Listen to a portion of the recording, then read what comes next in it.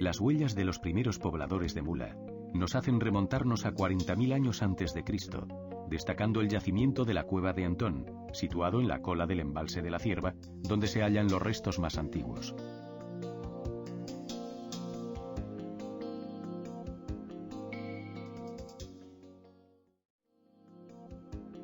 Es ya en el Neolítico cuando comenzó a ser esta una comarca más densamente poblada.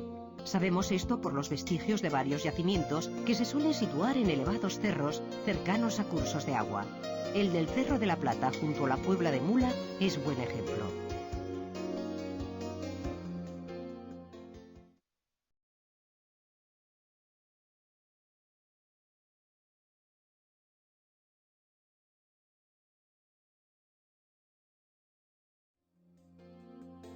La civilización ibérica nos desvela sus secretos en Mula, gracias al material extraído de la necrópolis, el santuario y el poblado de El Cigarralejo.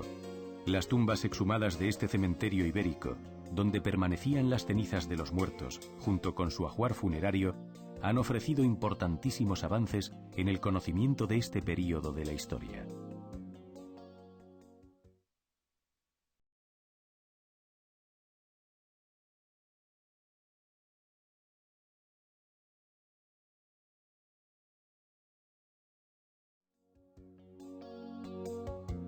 La dominación romana trajo consigo todas las mejoras arquitectónicas y urbanísticas propias del imperio y, en consecuencia, las inversiones en infraestructuras públicas fueron notables. La zona de Mula, por su fértil tierra y la presencia de cursos de agua, resultó un lugar idóneo para el cultivo y por ello se vio salpicada de numerosas villae, explotaciones agrícolas que servían además como residencia de adineradas familias. Un completo y didáctico ejemplo de estas villas lo tenemos en el yacimiento de los Villaricos, donde las termas, el aljibe o las estancias decoradas con lujosos mosaicos conviven con otras zonas dedicadas a la fabricación del aceite. El cercano Cerro de la Almagra sería, en cambio, el aglutinador de la vida urbana en este momento tardorromano.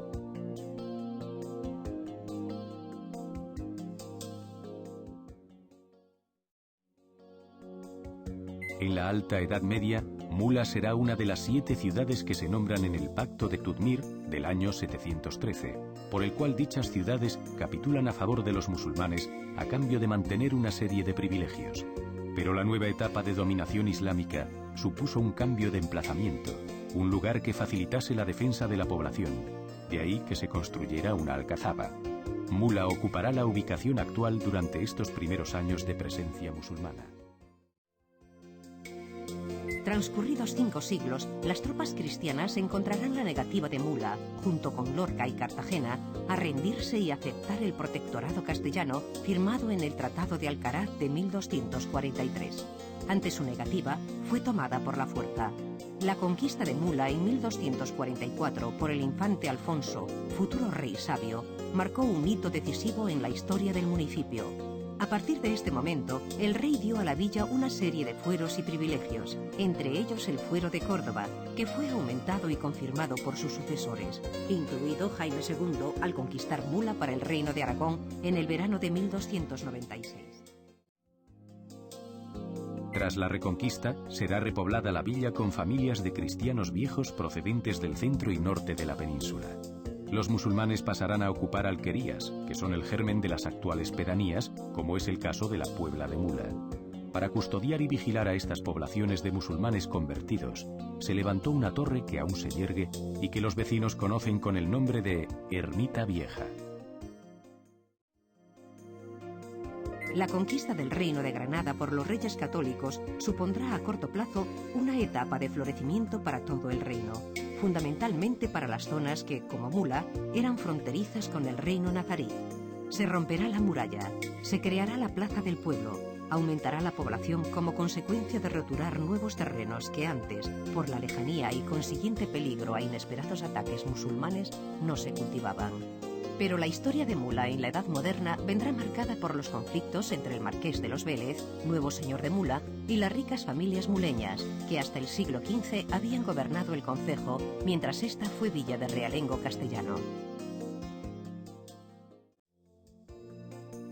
Tras la etapa de florecimiento que tiene lugar en el siglo XVI, habrá un receso económico en el siglo posterior, marcado por crisis y epidemias. El pueblo, avasallado y desesperado, busca aliento en el hecho milagroso de la aparición del niño Jesús al pastor Pedro Botía.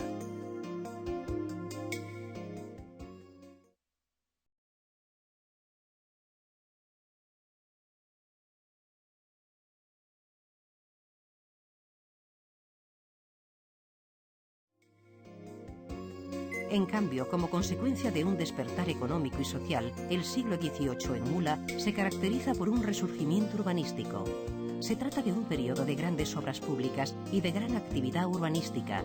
Esta situación queda reflejada en las calles de la población, donde el entramado urbano desciende por la ladera del castillo hasta llegar al llano.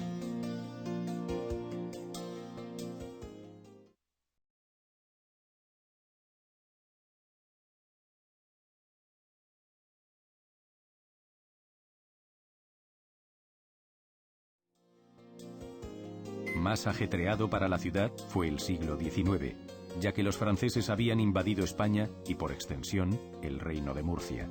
En Mula, el Pósito, construido en 1741 y constituido más tarde como casino, fue invadido por los franceses. Saquearon todos los alimentos y prendieron fuego al edificio. En 1812, una vez acabada la Guerra de la Independencia, la economía fue recuperándose. A partir de 1850 se produjo una fase de paulatina modernización.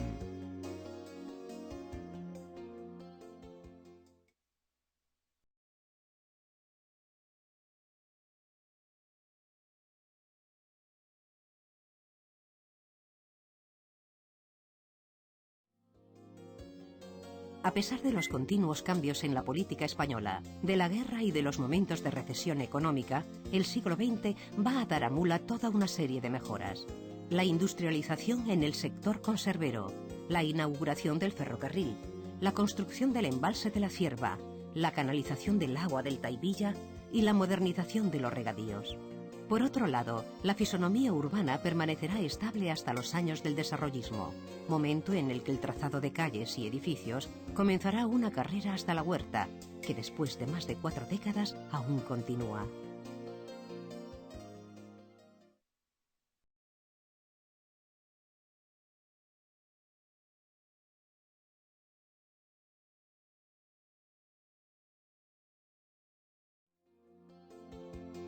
Desde entonces y hasta ahora, la sociedad muleña ha evolucionado de forma paralela a la región de Murcia. Su cultura, sus gentes y fisonomía se han adaptado a la sociedad del bienestar. La consolidación del tejido industrial, que anda en pleno período de expansión, la alta productividad agrícola de sus tierras y la integración en Europa, sin perder de vista la artesanía, costumbres y tradiciones que sirven de atractivo para un creciente turismo en el interior de Murcia, hacen de Mula un municipio con grandes perspectivas de futuro.